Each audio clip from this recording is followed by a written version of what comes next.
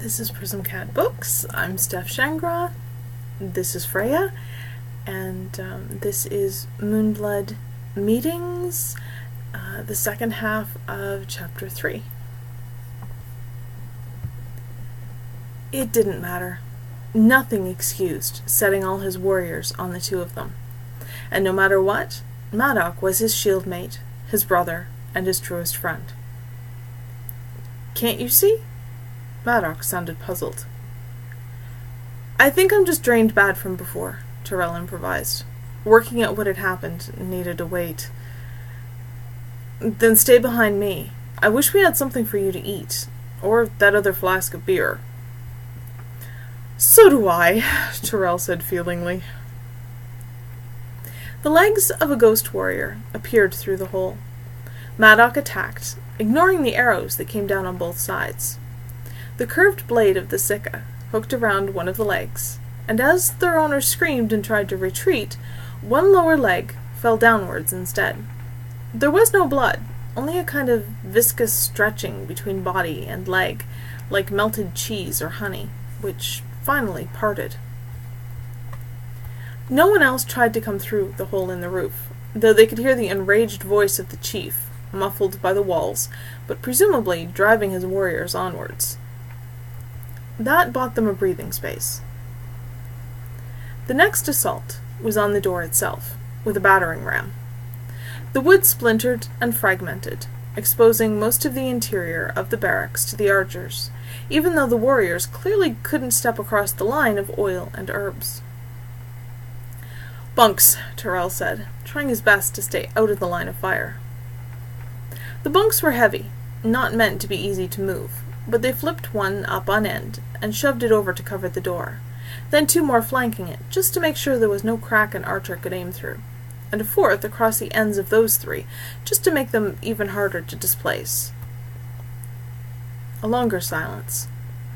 The brothers sank down on one of the still upright bunks, keeping an eye on the hole in the roof and on the door.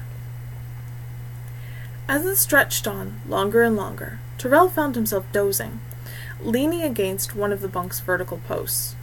He jerked back to alertness with a soft curse. Don't worry, Madoc murmured. I've been watching and listening. The chief told them to tear the building down to reach us if necessary. The problem is, any opening they make, we can attack before they can. He wants multiple attack fronts, but no one wants to risk being one of the ones who gets cut down to size while the others are getting in here. I think we've given them their first real scare since they died. Good. If they can just keep arguing long enough, maybe we'll live through this. Could happen. You were out for a while. It's actually not that much longer till dawn. Less than a couple of hours, I'd say. Why did you let me sleep? Because I'm not tired, and you needed it, Madoc said calmly. You'll fight better for it.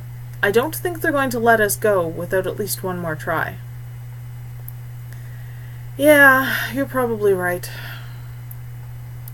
Both tensed, hearing raised voices outside. And burn down the entire fort, the chief bellowed. Idiot! You're a great lot of cowards and idiots, all of you. They should never have made it out of the hall. Bad enough for us to fall before magic, but to be made fools of by a pair of living whelps? His voice grew even louder, a battlefield roar. Tyrel of Dunnval, do you hear me? I hear you, Tyrel shouted back, tightening his grip on his guitar, reflexively. You've outfought and outfoxed the warriors of Benvard. Had you come alone, I think you'd have made Dunnval a chief to be proud of. Think on this until sunrise frees you. You will never be chief of Dunnval, not through lack of ability, but through your misplaced loyalty, or your ignorance, or your arrogance, whichever it was. You've certainly holed up in an appropriate place. Time was, to seek the title of chief and fail, led to thrall chains, not exile. You have your life, you've earned that much. Cower in your hole and think on what that life is worth. Maybe if I surrender to them, Madoc began. Why would I want to be chief without you watching my back? Tyrel demanded. And why would I want his approval if to get it I have to let you sacrifice yourself? We stick together, always, remember? Life and death and anything between. No conditions, no exceptions. Silence. Then Madoc chuckled. Fair enough. You'd probably have a convenient accident within a very few years, and all our brothers would be coincidentally far away at the time. Whatever happens, we face it together. Let's just live through tonight, then we'll figure out what to do next. They waited quietly, listening for any hint of further attempts to reach them, but there were none. They heard footsteps on the roof, 2 sets. Then the muffled sounds of bodies settling themselves, presumably sentries to keep them from trying to escape. Madoc climbed up a set of bunks near the door to look out the small windows, and reported that there were warriors watching the door from nearby, though he couldn't confirm how many. They made themselves as comfortable as they could on a couple of the bunks, leaning against the posts to wait for the dawn. It was subtle at first, only a faint wavering of the walls. Tyrel thought he was imagining it, a product of fatigue and hope. The effect increased, however, and the sky visible through the hole in the roof paled from black to grey. Madoc? He murmured. Yeah, I think maybe we can get out of here soon. Let's not jump too fast. I'd rather give it long enough that they can't get a last few shots in on the way out.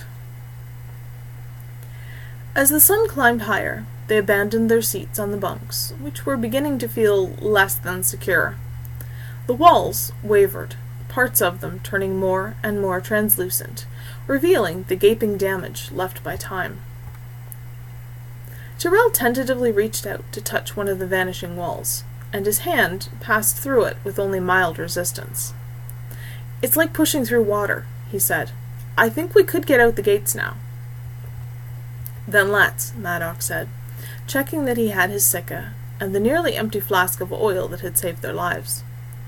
The pry bar had faded away already into a vague image of itself, too diffuse to grasp, which was encouraging as far as weapons.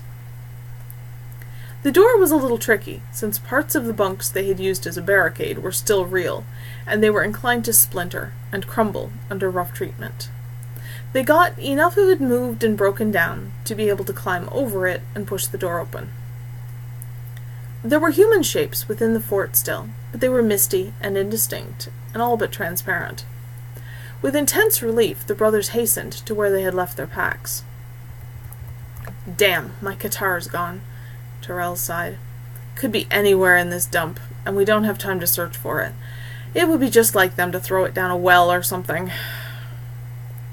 They tore everything apart, Madoc said. No bug stuff is all over the ground, food's been trampled right into the dirt, beer and water are empty, even the bandages. I was really looking forward to something to eat. Ah well, we can refill the water skins at that stream partway down at least. They salvaged what little they could from the wreckage of their packs, and left the fort with an intense sense of relief. There wasn't really much to say, and Tyrel was feeling entirely too much the worse for wear to concentrate on both conversation and navigation. Madoc, never much inclined to chatter, didn't press him, only kept a wary eye on him, and supplied an extra bit of support without comment on the rougher parts. Under bright blue sky, they reached the spring. We need to stop for a bit, Madoc said. What? Why? We need to keep moving. No, you need to sit down and drink water, slowly, and I need to see if I can find anything edible. Don't move from here, I don't want to lose you. Madoc didn't bother to wait for agreement, just walked away, picking his route carefully through the lowest brush. The taller bushes hid him from view before Tyrel could frame a protest. Muttering half-hearted curses under his breath, Tyrel knelt beside the clear running water, first rinsing his hands, then cupping water to drink. Nothing had ever tasted better, he decided, but he forced himself to go slow, and to stop before he really wanted to. He settled himself, leaning against the nearest tree, a rather spindly cedar. Madoc's return jolted him back to alertness. He straightened up with a grunt. His brother only looked at him, and set his pack down in front of him. Just blueberries, but it's better than nothing. Eat. You? Madoc didn't reply right away, only sat down with his legs crossed, facing Tyrel. Tyrel flipped open the top of the pack and jerked the strap out of the way, fishing out a handful of small, dark berries. They tasted even better than the water, possibly. Benvard's chief is a nasty piece of toad shit, but he was right somehow, Madoc said at last. Look at you. You're pale. Your eyes have huge black rings around them, and you're obviously exhausted. I've seen you go through much worse on less food and sleep than we've had. The ghosts were hurting you much worse than they were hurting me. And it has nothing to do with being half Forester. That's bullshit. I haven't slept, but I'm not tired at all. I haven't had anything to eat or drink, but I'm not hungry or thirsty.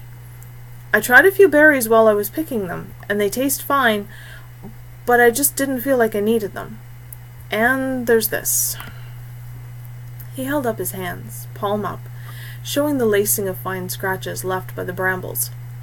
The lines weren't marked with red, but with hints of greenish gold. Not glowing in the sunlight, but definitely the wrong color. Tyrel sighed. It has something to do with the amarog and the moons. What? Did you notice? Its eyes and blood were both the color of Talir, same color as when it vanished? And it bit me, Madoc said slowly. I'm not sure if it was the bite or the blood, because its blood was on your arm around the bite. I could see your eyes last night. They were the color of center. Silence for a moment. Center wasn't particularly bright last night, was she? No, not especially. Not to me. But I could see everything like it was in bright moonlight. Hers, specifically. Madoc closed his eyes, took a deep, shuddering breath. When he opened them, he met Tyrel's gaze. Rel, what's happening to me? His voice shook, and both hands were clenched so tightly Tyrel could see his knuckles turning white. That Madoc, who never lost his head, who could stay calm and practical under circumstances that left others at a loss, was scared, was enough to force away some of Tyrel's fatigue.